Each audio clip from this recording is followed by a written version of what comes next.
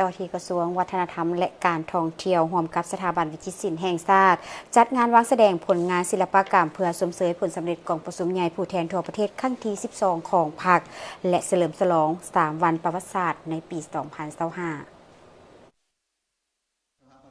ในวันที่23 มังกรผ่านมานี้ที่หอวัฒนธรรมแห่งชาติได้จัดงานวางแสดงผลงานศิลปกรรมเพื่อสมเสยผลสำเร็จกองประชุมใหญ่ผู้แทนทั่วประเทศครั้งที่ 12 ของพรรคและเฉลิมฉลอง 3 วันประวัติศาสตร์ปี 2025 ให้เกียรติตัดแถบผ้าเปิดงานโดยทานนางสวนสวรรค์วิญญาเกตรัฐมนตรีกระทรวงวัฒนธรรมและการท่องเที่ยวทานวันศรีกัวมั่วห้องรัฐมนตรีกระทรวงวัฒนธรรมและการท่องเที่ยวทานคำสุขแก้ววงทรายผู้อำนวยการสถาบันวิจิตรศิลป์แห่งชาติมีบรรดาหัวหน้ากลุ่มห้องกลุ่มศิลปินแห่งชาติผู้ให้การสนับสนุนครูอาจารย์และนักศึกษาเข้าร่วม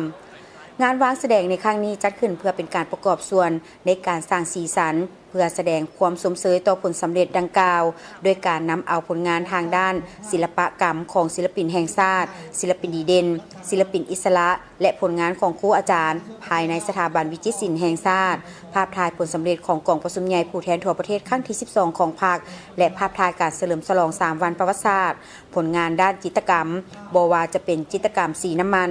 สีอะคริลิกประติมากรรมภาพพิมพ์และงานแกะสลักทั้งหมดล้วนแต่เป็นการกันตองออกมาจากมันสมองอารมณ์จิตและความสามารถของบรรดานักศิลปินแห่งชาติครูอาจารย์และนักศึกษาทุกผลงานแมนการบันทึกประวัติศาสตร์ด้วยภาษาศิลปะเพื่อบอกเราให้คนรุ่นหลังได้รับรู้ถึงมูลเสื้ออันองอาจกล้าหาญของพรรคประชาชนปฏิวัติลาวตลอด 70 ปีและการเติบใหญ่ขยายตัวของสาธารณรัฐประชาธิปไตยประชาชนลาวตลอด 50 ปีผ่านมาส่วนใหญ่มันอยู่ในนี่พวกเขาประกอบมีภาพของการเคลื่อนไหวของการนำในยุคก่อนแล้วก็มีภาพการดำรงชีวิตของประชาชนลาวแล้วก็แสดงออกทั้งเป็นผลิตภัณฑ์เนี่ยทางด้านประติมากรรมก็จะส่วนใหญ่จะเป็นผลิตภัณฑ์แบบ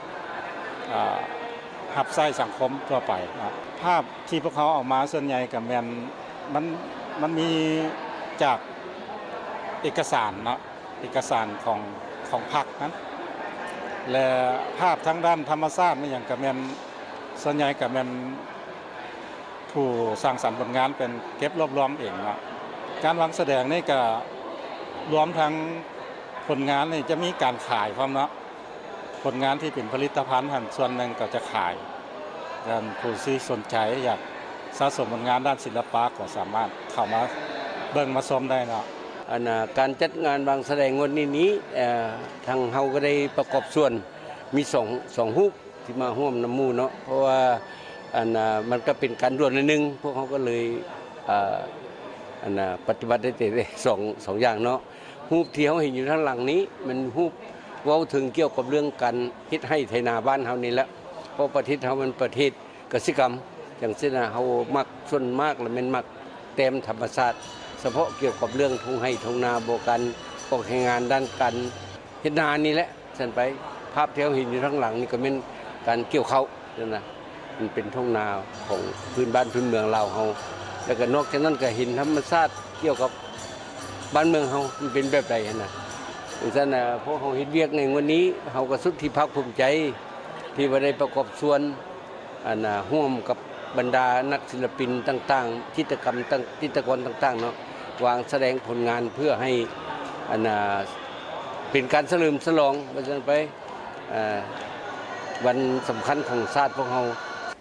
ผลงานที่นำมาวางแสดงในครั้งนี้รวมมีทั้งหมด122ผลงานในนั้นผลงานด้านจิตรกรรม70ผลงานศิลปะภาพพิมพ์12ผลงานประติมากรรม29ผลงานศิลปะพื้นเมืองและออกแบบนิเทศศิลป์11ผลงานและผลงานรูปถ่าย74ภาพประกอบมีภาพถ่ายกองประชุมใหญ่ผู้แทนทั่วประเทศครั้งที่ 12 ของพรรคภาพถ่ายวันสร้างตั้งพรรคประชาชนปฏิวัติลาวครบรอบ70ปีภาพถ่ายวันสถาปนาสาธารณรัฐประชาธิปไตยประชาชนลาวครบรอบ50ปีภาพถ่ายที่ได้รับรางวัลการประกวดรูปแต้มหัวข้อภารกิจของประธานไกรสอนพรหมวิหารและงานวางแสดงผลงานศิลปกรรมสมเสยผลสำเร็จกองประชุมใหญ่ผู้แทนทั่วประเทศครั้งที่ 12 ของพรรคและการเฉลิมฉลอง 3 วันประวัติศาสตร์ครั้งนี้ประสบผลสำเร็จโดยมีการสนับสนุนจากหลายภาคส่วนทั้งภาครัฐ เอกชนและศิลปินครูอาจารย์ที่ได้ประกอบส่วนทางด้านงบประมาณในการจัดงานในครั้งนี้เป็นต้นแมนกลุ่มบริษัทคำภูวงกรุ๊ปบริษัทวาลีเวียร่าจำกัดห้านคำภูวงสาขาไอเทคบริษัทเบียร์ลาวจำกัดกลุ่มบริษัทหญ้าสีฟ้าออกแบบบริษัทคุณตาแต้มป้ายบริษัทลาวยูนิเวอร์สตอรีเวอร์ลอฟเมนประธานกลุ่มโรงแรมแลนด์มาร์คห้องการส่งเสริมและคุ้มครองการลงทุนนครหลวงและบริษัทซานนไซสำรวจออกแบบจำกัดในมื้อนี้ข้าเจ้าดีใจเนาะที่ได้เป็นส่วนหนึ่งประกอบส่วนให้แก่ศูนย์วัฒนธรรมเนาะเพื่อมาเผยแพร่รูปภาพงามๆในมื้อนี้อาจถึงเล่าถึงความเป็นมาของนักรบลาวที่มีต่อชาติประวัติศาสตร์ความเป็นมาอยากให้คนลาวทุกคนเนาะเข้ามาชมภาพงามๆที่เพิ่นจัดแสดงที่หอวัฒนธรรมแห่งชาติได้ในมื้อนี้เนาะเฮาเองเนาะก็อยากให้ประชาชนคนลาวได้มาชื่นชมผลงานของนักวิจิตรศิลป์เนาะว่าความสามารถการแต่งรูปภาพก่อนของคนลาวก็มีความสามารถพิเศษหลายอย่างพวกก็มีหลายพวกไอโดยเฉพาะเป็นสมาคมปลายลาวพวกไอกันช่วยโฆษณาให้งานฉลองของ3 วันประวัติศาสตร์เนาะแล้วก็มีทั้งช่วยทั้งกระทรวงได้ตื้อกว่าได้สมาคมปลายพวกตื้อกว่ากีบพวกเขาช่วยภาครัฐในการโฆษณาวันเกิดประธานไกรสอนวันชาติที่2 ธันวาแล้วก็วันกองทัพวันสื่อมวลชนแล้วก็มีสุดท้ายนี่มันมีอย่างอีกมี 4-5 รายการที่พวกเราช่วยตื้อกว่างานในครั้งนี้เป็นกิจกรรมทางด้านศิลปะที่แสดงถึงแหวนแยงอันใสแจ้งส่องแสงให้เห็นถึงความยิ่งใหญ่ความเสียสละและไสยชนะอันแสนลำบากยาวนานของการปฏิบัติลาวเป็นการแสดงความกตัญญูรู้บุญคุณอย่างลึกซึ้งต่อผลงานและคุณงามความดีของประธานไกรสอนพรหมวิหารผู้นำที่แสนเคารพรักผู้วางรากฐานและนำพาภารกิจจนสามารถสถาปนา